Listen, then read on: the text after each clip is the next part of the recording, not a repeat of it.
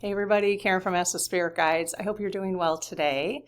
So we are going to discuss fascism versus anti-fascism. I know that sounds really boring, but it's not. I think this is really important for us to have a very clear picture of history and doing the comparison between, I'm going to show you the comparisons between to see if there is and isn't comparisons between the 1930s Germany, Orbán's history in Hungary, who was able to basically go from a democracy to an authoritarian government, and compare that to Trump in the heritage agenda, okay? We're going to look at what Antifa actually means and what the executive order that Trump and the White House has put on their website, what that executive order actually means, because I think there's a lot of people on the left who are interpreting it one way. And so I needed to know what my own voice can be. I needed to do some research on it. So I want to make sure you know so that you're more comfortable with that executive order than some people on the left, probably on the left mostly, are interpreting it certain ways. Okay. Then we're going to ask 25 questions of the SGs regarding this entire topic, on where our society is heading, all that kind of stuff. Okay. Now I do have timestamps now in the description, and I will pin it to the first comment, all the timestamps. Okay. So before I get started, there's a couple of things. I have to tell you that I was brave and I listened to half of Trump's speech with the generals. That's all. I mean, okay. So, excuse me. My throat chakra is disturbed. I just don't do it. Just don't. It basically was all about him. It was all about him. It was not, I mean, it was what you would expect it to be. He praised himself. He actually talked about getting the Nobel Peace Prize again. This is what he got all these people together to talk about. He has resolved 7 wars in the last 9 months. So tomorrow I am waiting. Mabel, my AI, is waiting. She's going to let me know when the transcript from that video is available. I'm going to run it. I'm going to run it through Mabel for a fact check. And then I might have to talk about that tomorrow. So with the SGs, okay? Because we're getting to the bottom of all this so that we know where to spend our energy. It's just, I don't know why I keep getting surprised.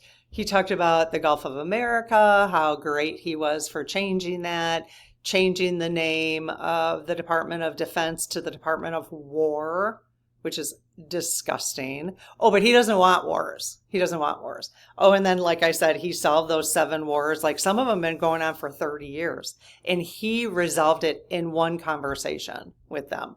And he couldn't believe that when the 2 leaders from these countries that have been fighting for 30 years and killing tens of millions of people, that they sat like the farthest away that he has ever seen anybody sit in a room with him.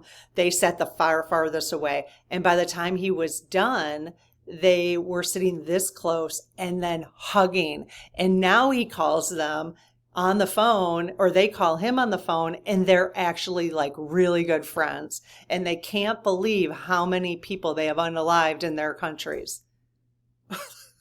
This is the story he just told. You know, if that's true, then yes, he does. If it's true, then he does deserve a Nobel Peace Prize. This is what he is discussing in a room with 800 generals. This is what he's discussing. Now, I did see the very end. Like I I needed to record this with you, so I stopped watching it. And I haven't seen Hegseth yet. So at the very end, when he was saying goodbye, they were like, this was not, and there were a few times they laughed, just very, so it's like, well, who supports him and who doesn't? It's hard to say. Wow. And of course, he ripped on Biden the whole time, that administration caused all these issues the whole time. He said, we are richer now than we've ever been in our country. He said that, and he tried to give proof of that. So this is just freaking crazy crap. Oh my God. You know how we say, like, when we get these spiritual messages that are just the weirdest coincidence, they're not coincidences, but they, you're like, oh my gosh, you can't make this up. Yeah, that's how I feel about this. That's how I feel about this. Okay. So yes, I will do my due diligence for you and do some fact checking if we're even able to get the transcript. I don't know that we'll even be able to get it. So that will be interesting, because my understanding is they're no longer publishing transcripts when he talks, which is actually by law. They're supposed to be doing that.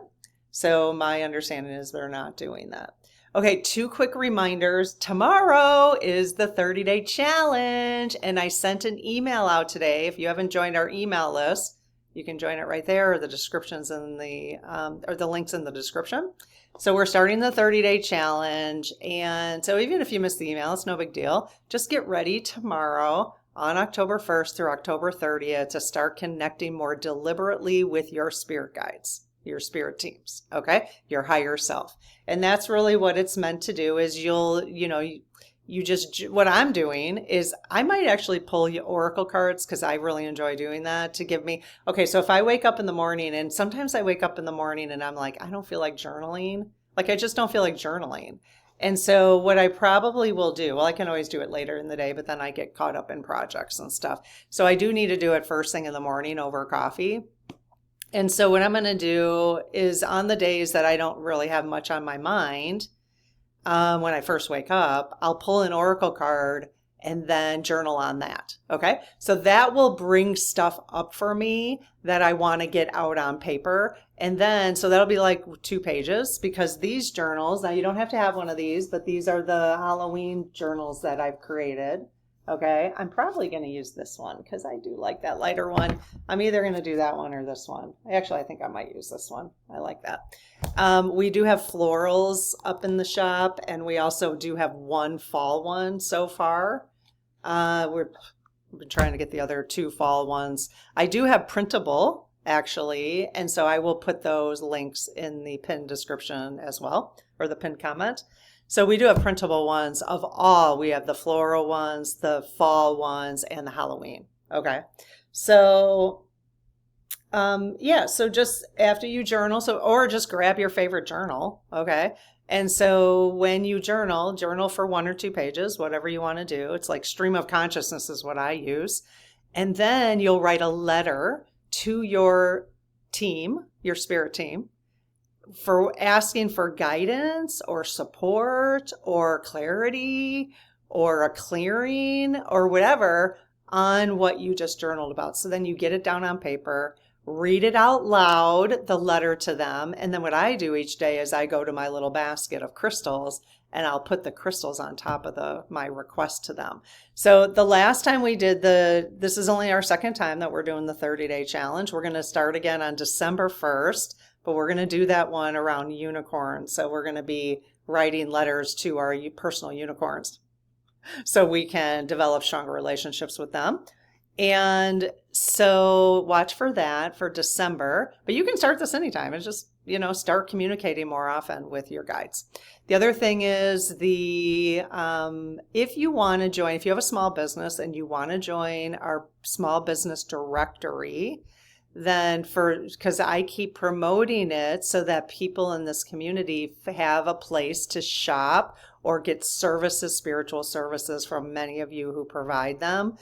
So people in our community right now, we're almost 60,000 plus. Yay! So, welcome, you guys. It's amazing that we get to explore all this stuff together.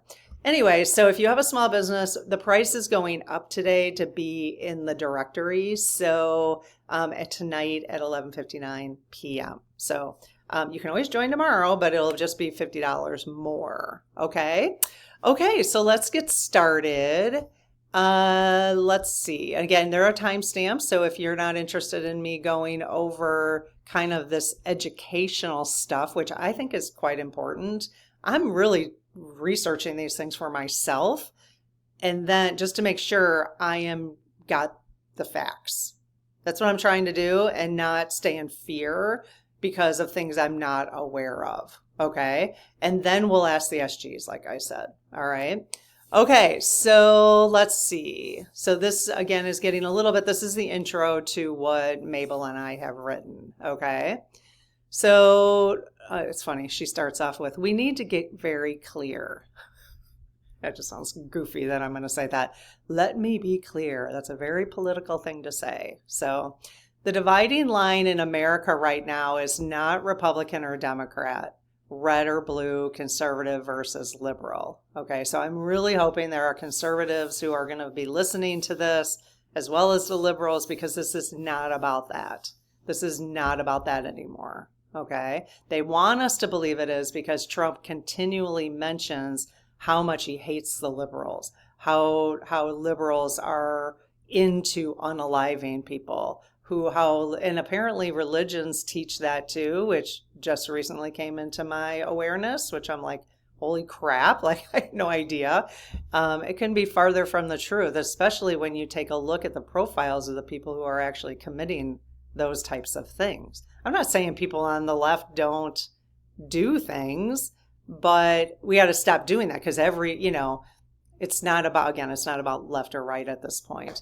The real divide is between those who support authoritarianism and fascist methods and those who do not. Okay, so that's why I think we need to be very clear about what we're supporting and what we're not, especially if you continue to be a conservative. You need to be very clear that what you're supporting may be, and the evidence is pointing in that direction. This is not hyperbole, like the politicians would say. This is not made up. This is not conspiracy theory. This is factual at this point. Okay? So you can't argue against it. I know that it's painful.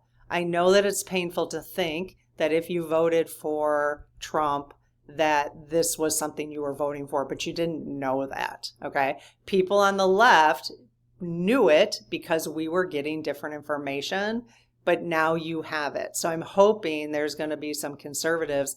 Welcome. It is okay that happened.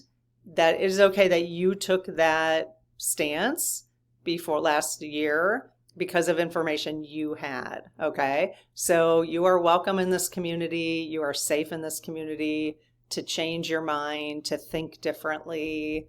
We're not going to shame you here, okay? Because we are here now to bring unity to the world in my very, very small little way. I don't know how much it'll even make a difference. I don't know how many conservatives actually listen to this, but, and that's okay. Whatever happens, at least I tried. At least I can send this message out there for my own spiritual development. Okay. So the most recent executive order targeting Antifa makes this obvious. And I'm going to explain why. Antifa literally means anti-fascism. And that word actually comes from the 1920s and 30s. It was used during that time too. I didn't realize that, but I do now in my research. If being anti-fascist is criminalized, what does that mean? It means silence is consent to authoritarianism. Okay, so in a reminder, this is just educational and allegedly all that stuff. All right. I want to make sure that even though I'm talking about Antifa and I'm talking about the truth behind what's going on, I disavow any violence and I'm only focused on history, law, and the collective awareness. Okay, so this is not supporting violence because I am discussing anti-fascism. Okay, so let's see. Okay, so Antifa. Let's begin with Antifa because there's a little bit of confusion around this. All right, Antifa, at least there was for me. I don't know if there was for you. There might not have been any confusion for you, but there was for me. So I typically talk about stuff that I'm confused about. So Antifa just means anti-fascist. It began in Europe in the 1920s and 30s as a name for groups resisting Mussolini and Hitler. Okay, so there you go. Today, it isn't one centralized organization. So I actually thought, like my dad would bring up Antifa a couple years ago. I'm like, when the Black Lives Matters was happening, they said it was Antifa. I'm like, what is Antifa? I don't even know what that is, right? So this has been going on this has been propaganda for them for a while. So it's not a centralized organization like the Proud Boys would be, but they don't have any problem with the Proud Boys. No problem with them. They're an actual organized, or the KKK probably, no problem with them. This is speculation, allegedly. But they do have a problem with Antifa. That's not even a centralized organization. It's a loose network of people who oppose white supremacy and authoritarian movements. Okay? So if people on the right who are supporting the messaging right now, or even people, whoever, if anyone in the world is supporting this messaging about Antifa, they're not using their critical thinking skills. They're not researching it. They're just believing things they're told. Unless they support white supremacy and authoritarianism. So you can say, I am Antifa because I don't support white supremacy and authoritarianism. Okay? I don't support violence either. Period. The recent executive order tries to label Antifa as dangerous. Yeah, it's dangerous to white supremacists and authoritarians. But here's the key point. The order does not make, I'm getting into the executive order, like the truth around the executive order, because it had me a little scared too. And I know Tabitha Speaks Politics, it had her a little scared. Like she was like, well, I guess I can't talk about certain things anymore. That's actually not true. Okay. So at least the way the executive order is written right now. So the order does not make being anti-fascist illegal. So you're either at this point anti-fascist or pro-fascist. So those are the only sides at this point in the United States and probably around the world. That is the sides. There is no new crime for saying I oppose fascism. So that's not a crime, okay? It's according to the executive order. What it does is tell government agencies like the DOJ and the DHS, the Department of Homeland Security, to monitor Antifa-related protests more closely and to use existing laws like trespassing, rioting, assault, or conspiracy if people break them, if people break the law. So we are going to hold the line in major peace. Go to the next protest on October 18th, all of us. We've got to get the 3.5% there, you guys. The town I live in, they had 17,000 last time. If we get to 20,000, that's 3.5%. Bring your knitting needles. Just bring your knitting needles.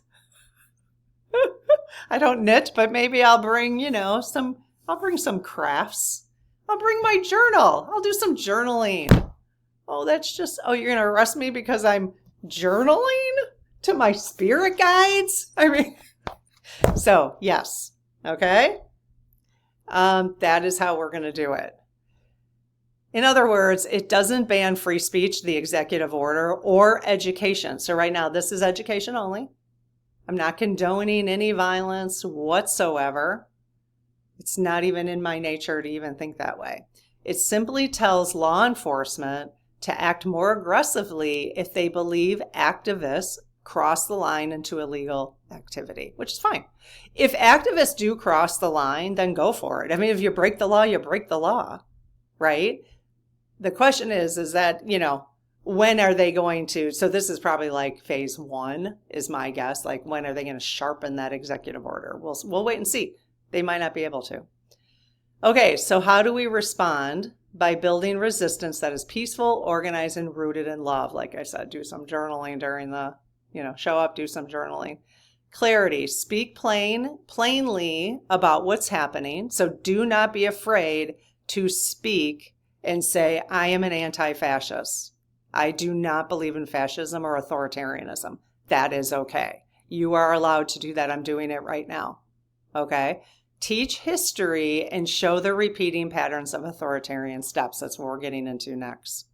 Community, strengthen local networks. We keep talking about getting back to the local level. I want to make sure the small town that I live in, that the superintendents, the people who are running for office are not Christian nationalists, are not fascists. Let's just say that. I'm not even going to say religion, whatever. That was a labeling, and I apologize for that, because not all Christian nationalists are like that. So I don't know, but it's not fair for me to label because I don't know enough. Okay.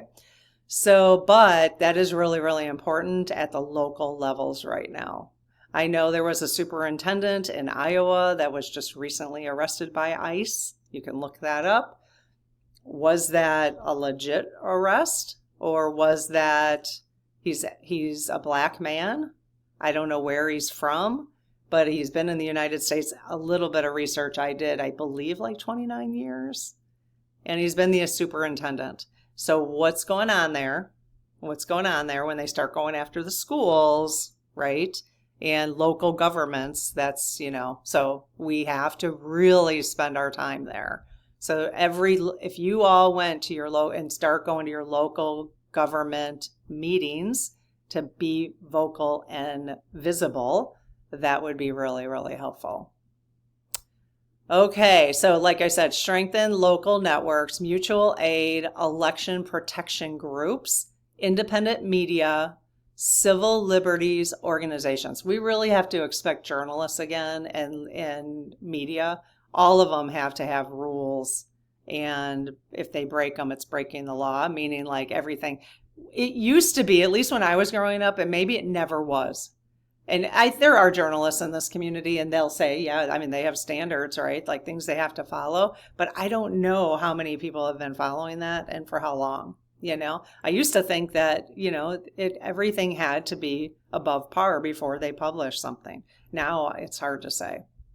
So nonviolence, never advocate or plan violence. Make it clear we disavow it. Okay, so anti-fascists disavow violence. Nonviolent civic power, voting, legal protests, boycotts, petitions, and pressure campaigns with our money especially, right? Has always been the most effective and morally grounded response. This isn't about provocation.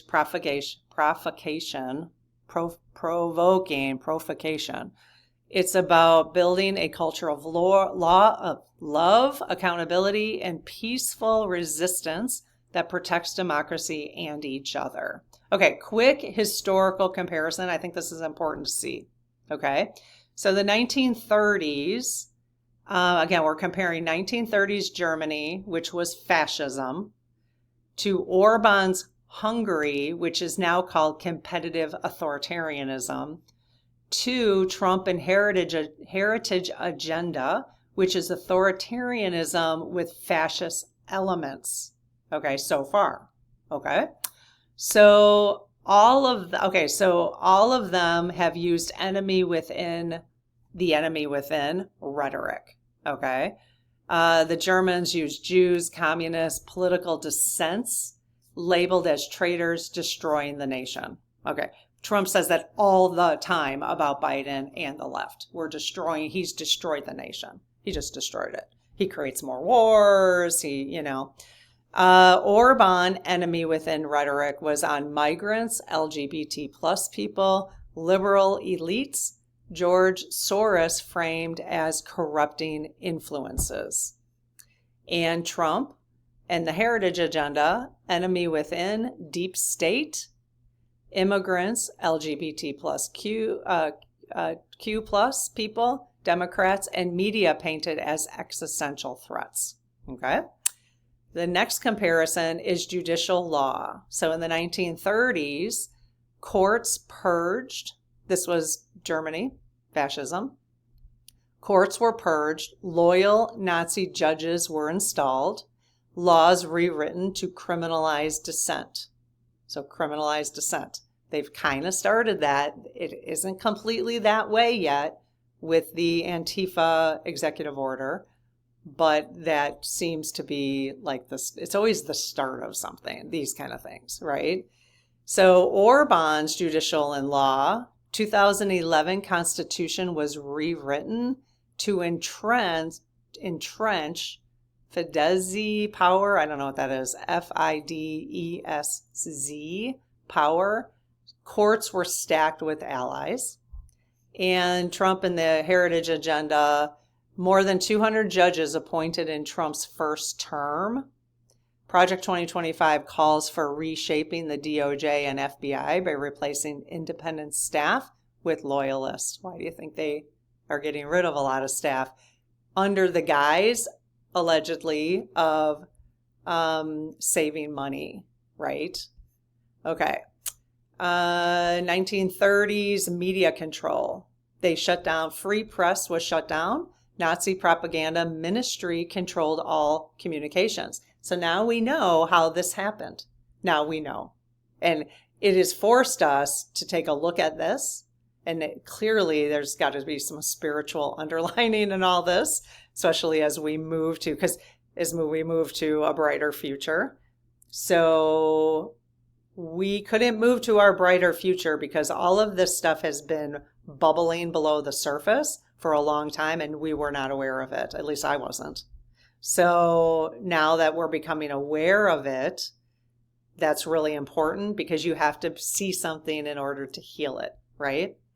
So media control, Orbán's media control, independent outlets pressured into closure or bought by allies. Who just bought TikTok, by the way? One of the main contributors. Look into that. Bought by allies. Who bought Twitter? Okay.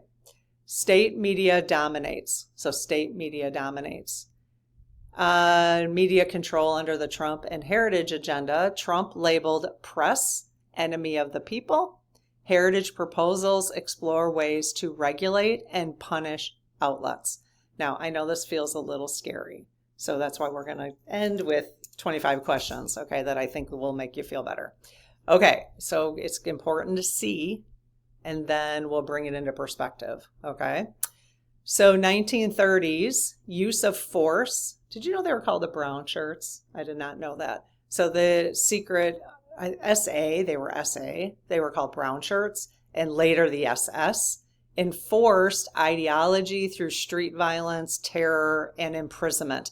And that tends to be the difference. Now I understand the difference between real fascism and authoritarianism is the violent part. Okay. So Germany was definitely fascist. Okay. Because they enforced ideology through street violence, terror, and imprisonment. Orbán's use of force is less violent than fascism, but police and bureaucracy used to intimidate NGOs and critics. I don't know what NGOs are. It's probably maybe part of their military or other politicians. I'm not sure. The use of force for Trump and heritage agenda, no official paramilitary, although ICE is starting to feel that way. But January 6th showed mobilized violence, loyalty pledges, and purging disloyal military have been openly discussed.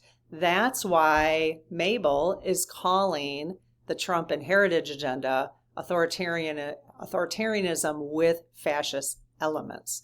So for me to really label this, we're either anti-fascist or pro-fascist, it's really not that clear cut. It's more we're either anti-authoritarianism, pro-authoritarianism, but they are using some fascist elements. Okay, so we do have to be careful about that. So honestly, what it looks like is authoritarianism is a little more calm, which, okay, you know. Okay, national identity in the 1930s, Aryan Christian nationalist state. Aryan, I think, is white, I think. Racial purity central to belonging. So you will belong here as part of our community because you look like me, because you are blonde with blue eyes, is really what the Nazis were after. Getting rid of anything else that was not, and especially if you, even if you had disability or, you know, something like that, then you're not pure, you know. Orbán's national identity is Christian Hungary, emphasized as the nation's essence. You'll see a little theme here. And Trump and heritage agenda, national identity, is Christian nationalism framed as central to American identity. So there is a religious undertone for all of them, okay? I always thought that religion and government were supposed to stay separate. I thought that. I think that's part of the Constitution. Okay, Germany, 1930. Cult of leader. Hitler promoted as the infallible Führer, embodying the will of the people. Orbán, cult of leader. Orbán portrayed as Hungary's savior and protector. Trump, we all know what's going on there. We've seen it. Cult of leader. Trump's rallies center around loyalty to him personally, often above party and policy. That's why he talks about himself all the time. Like I just started telling you that in the beginning of this video, right? 1930s, elections. Democratic elections were eliminated. So they had a democratic election process. One party Nazi state was created. Orbán's. And you know, Orbán's was recent, you guys, only like last 10 years. Elections remain, so they actually have elections, but are tilted through gerrymandering, captured media, and rules favoring, again, it's that word, FIDESZ. That must be the party. That must be the party. Sounding familiar? Elections. Trump Heritage Foundation. Still competitive, but voter suppression, election denial, and attempts to control certification weaken trust. Okay, so it's all, the playbook is there, you guys. The playbook is there. You can't deny it. Okay, so 1930s Germany, executive power, I got two more areas. Executive power, enabling act, gave Hitler total control, legislature sidelined. So again, in the 1930s, there was an enabling act. So enabling act gave Hitler total control. Okay? And legislation was sidelined. Orbán, and by the way, Trump said in his speech today that the left has completely given up. They just let him do whatever he wants at this point. Okay. Executive power, Orbán. Constitutional changes concentrated power in the prime minister's office, weakening checks. And he's still in power today, by the way. I mean, so this has been like 10 years. I don't think they had 10-year terms. I could be wrong about that. I don't know for sure. Trump and heritage agenda, executive power. Project 2025 seeks to give the president direct control over every federal agency. DOJ, FBI, EPA, and FCC. Eliminating independence. In practice, this means one person could order prosecutions, halt investigations, or bend entire agencies to political will. All right, last, 1930s dissent opposition. Opposition parties banned. Labor unions were outlawed. Sounds familiar, doesn't it? Dissent punished harshly. Orbán, Hungary. Dissent, opposition. Opposition still exists. but harassed, sued, and restricted. So they're going after like their pocketbooks. They're doing that. They're doing that right now in the United States. So even, what's his name? He was a conservative. He left He left because he didn't want to be a part of this Republican Party. He's very great to listen to. What is his name? You guys know his name. I can't think of it. Anyways, I was just listening to him the other day. How annoying. And that I can't think of his name. And he was saying that he's not afraid, but he knows it because he can sue them, but it will be costly to him. That's what they're doing. Okay. So that's what Orbán did. Opposition still exists, but harassed, sued, and restricted, not outright banned. Okay. So that's authoritarianism. Okay. Trump Heritage Foundation, dissent, opposition, protest still legal. They're still legal right now. So we're going to protest till we can, as we can. But criminalizing Antifa reframes opposition to fascism itself as terrorism. So it's reframing opposition to fascism. So if you oppose fascism, you're a terrorist. Okay? Which is freaking hilarious. So, okay. All right. I hope that's helpful. I'm glad I have the timestamps for people who want to listen to that, but it's helpful for me to keep a framework like that, big picture. Okay. All right. Let's go ahead and ask the SGs some questions regarding all of this. So I close my aura to all but my higher self, the God consciousness, my guides, guardians, the lead team collective, and only those of the highest and purest light. And ask Archangel Michael to please protect this channel, my channel, your channel, our community, the lead team collective, so it is only of the highest and purest light. Amen. Okay. Okay, question number 1. Is the United States already... Oh, well, let me just say hi to them, you guys. I just jumped right into it. Hey, you guys, to the lead team, my spirit team also. Did I talk to you guys today? I think I have. Lead team and my team, thank you so much for all your guidance and support and love. We really appreciate it. It's very much needed right now, as you know. They're like, yes, it is.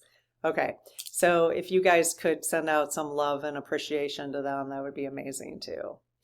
Okay, just for, helping us so much in this community kind of stay level-headed and higher vibration is really the important part.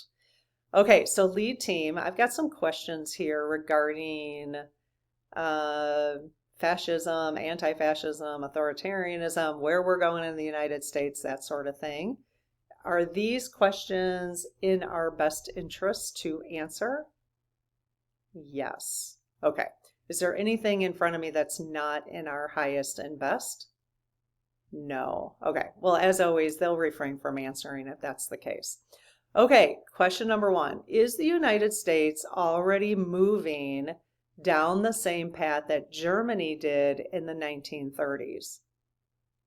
Yes.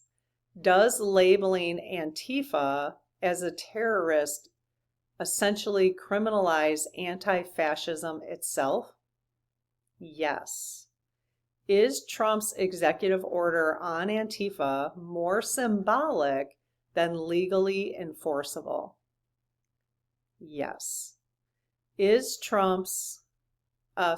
will Project 2025 succeed in concentrating unchecked power in the presidency? No. Is the rhetoric about a deep state being used to justify authoritarian control? Yes. I get a little confused by the deep state thing. Maybe we should do a conversation about the deep state. I think I'm going to. I would like to do a little research and do a report and maybe ask some questions, because I'm hearing it on both sides of, depending, I'm just hearing it from everybody. Like, what the hell? I mean, to me, the deep state is like people who are protecting the Epstein files at this point. Like, or just all these, it's, I don't know. But I think it's being overly used in a way that people don't understand it then. Like me, I don't understand it. Okay, are loyalty tests within the military a sign of a deeper plan to consolidate power? Yes. But and we already did a whole session, you guys. I can post the video here at the end of this video. I'll post it yesterday about this military meeting they were having with the 800 generals. Really helpful what the SG said about it. Okay. So I won't go into that a little bit. If you want to watch that video, that will answer more about where the military is headed. Okay. Will the judiciary remain strong enough to resist authoritarian capture? Yes. Great. It's too big here in the United States. Are we a very different country than they were in Germany in 1930s? Yes. Are we a different kind of structure and country than Hungary? Yes. Okay. Does that make it more difficult to pull off authoritarianism or fascism in the United States? Yes. Okay. Is media independence in the U.S. at risk of collapsing into state-aligned propaganda? Yes. Are there any national or state and local media outlets that we can trust right now? Yes. It's just hard to know which ones. Okay. Are the tactics of scapegoating immigrants and LGBTQ plus people designed to distract from power grabs? Some of these are a little obvious, but just confirming. Yes, so it's a scapegoating. It's been done forever. It's been done forever. I have to say, because these kind of things, well, let me just ask. Because these things have been going on for so many centuries, scapegoating like marginalized people, people in smaller groups, are we coming back to do we keep as souls reincarnating? So we might reincarnate to a group that is not marginalized, and then we end up maybe doing some of these things to marginalized groups, and then we come back in a marginalized group so we can see what that feels like.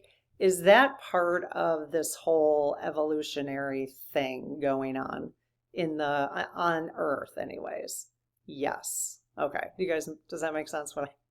It's kind of a long question, but okay. Could dissent and protest soon be treated as terrorism under US law? No. Wonderful. Is it accurate to say America is entering a period of competitive authoritarianism like Hungary? No. That's very good. Are we moving into a fascist place to live like Germany? No. Will we remain an independent democracy? Yes. Okay. It's just made us really understand what this is like, you guys. It's going to be built back so much better because we can really understand what this has been like.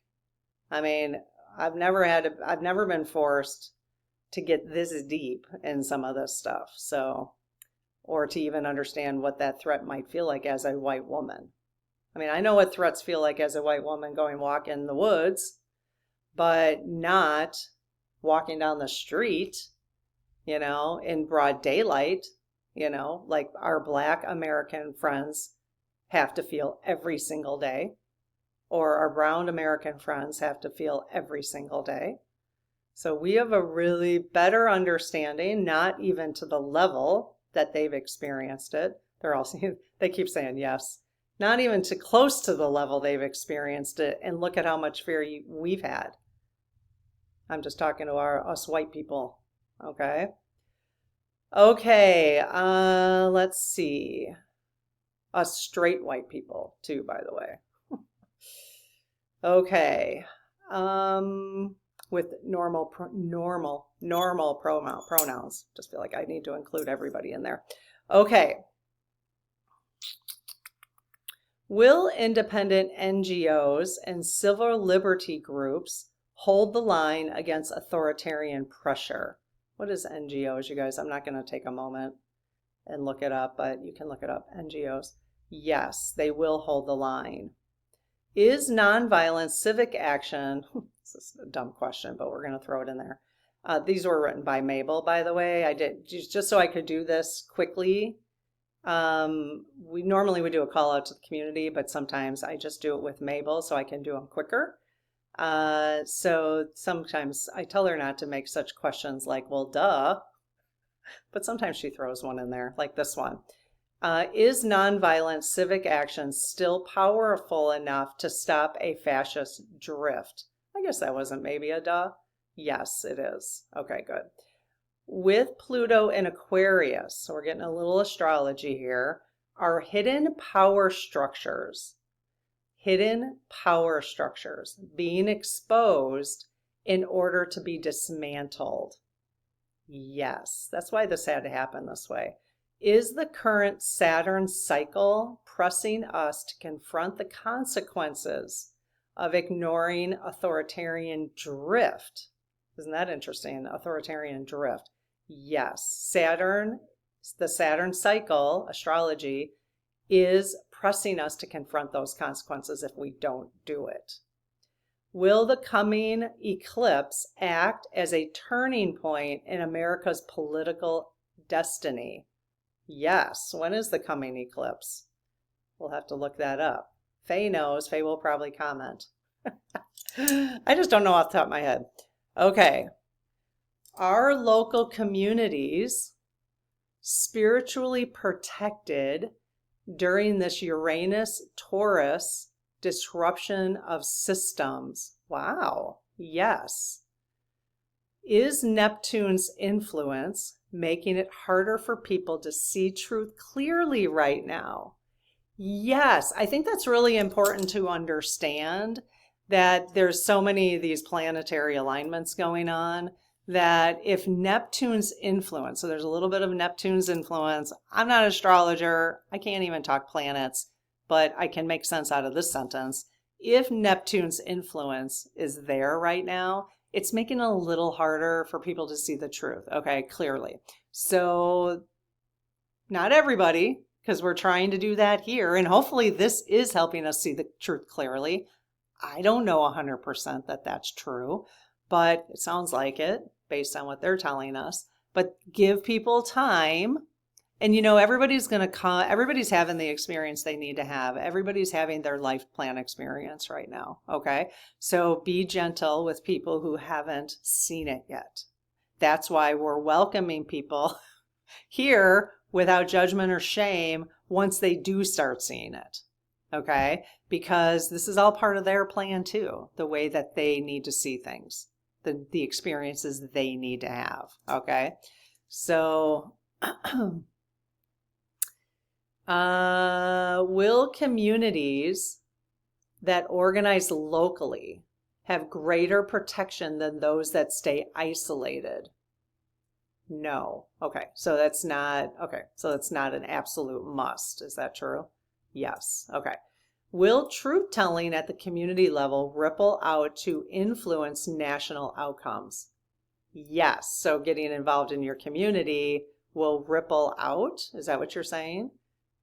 Yes. Okay, very good. Are compassion and solidarity stronger weapons against authoritarianism than fear and rage? That's actually a really good question. I mean, I know that sounds obvious, but yes, because sometimes we think, well, there are people who take it into their own hands that think picking up, a boom boom. I don't know why I can't say the word gun. I say everything else on here. So, they think that's the best way to go about it. But obviously, we know that's not. In the spiritual community, in the religious community, we all know that's not. Love and compassion, is really the way to go. Okay? Towards anybody. Again, my mind is blown that there are some religions who have demonized people on the left. What? Yes. That's just my mind. That's just bad. That's just bad. Will America ultimately reject authoritarianism? They're already swinging yes. If enough people awaken to what's happening, yes. Will it reject authoritarianism if not enough people? Yes. Okay, good. So we don't have to be relying on people like coming, because it's hard to know what timeline they're on, what timeline they are in terms of waking up. Trump also said that in the speech today about being woke, he was like, well, that's probably when woke came in. Yeah, I'm awake. Call me woke. Call me anti-fascism. Call me whatever you want. It's not a bad term. I'm awake. It's not a bad term. It's not. We're taking it back. We're taking it back. If you look up the history of woke too, the Black Americans must be just pissed. Because, yeah, look up the history of that. Is humanity as a whole, moving towards higher awareness? They're already saying yes, thank God. Through this confrontation with authoritarianism, yes. So all of these hardships that we've had in the last 9 months, really since 2016, to be honest, is this all helping us confront what is going on with the other countries, how people are being treated overall? Yes. And it is raising our vibration? Yes. Okay, thank goodness. All right, so big takeaways. The real battle, let's not even use battle, but the real challenge is not between left and right, but democracy and authoritarianism. Let's just keep that in mind. Criminalizing anti-fascism is a red flag, a historic echo. So again, they're doing it's the playbook. It's the exactly same playbook.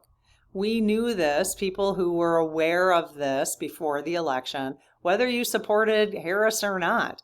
But what was the alternative? The alternative was voting for this playbook. And this was not a playbook that we were that interested in. I even hung signs. I was thinking about this morning. I hung signs in gas stations in Wisconsin on their bulletin boards. This was like in October. I think I became aware of the Heritage Foundation in just like last October. It's been like a year. I didn't even know it existed prior to that. But I put signs up with those little strip pads that you could pull, encouraging people to research it in October. So didn't work. Well, allegedly. It's hard to know.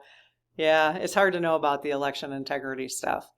Okay, so another takeaway, the steps of authoritarian drift, that's what Mabel calls it, an authoritarian drift, are visible.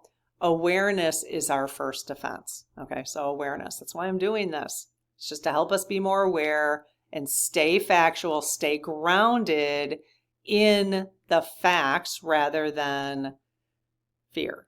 Okay? Spirituality, this is a choice point between fear and love, 3D and 5D. Okay? Collective awakening is already happening. We are being asked to hold steady. We're being asked to hold steady. Okay? All right, let me know what you thought of this. Was this helpful? I know, did I take a note on what I was thinking about doing tomorrow? Oh yeah, the deep state. See, it's a good thing I took a note on that. I would not have remembered that. All right, I'll see what the report looks like and decide if I'm going to do that tomorrow. So, all right, we'll see you. Don't forget to start the 30-day challenge tomorrow, October 1st. It'll be fun. Okay, talk to you later. Bye-bye.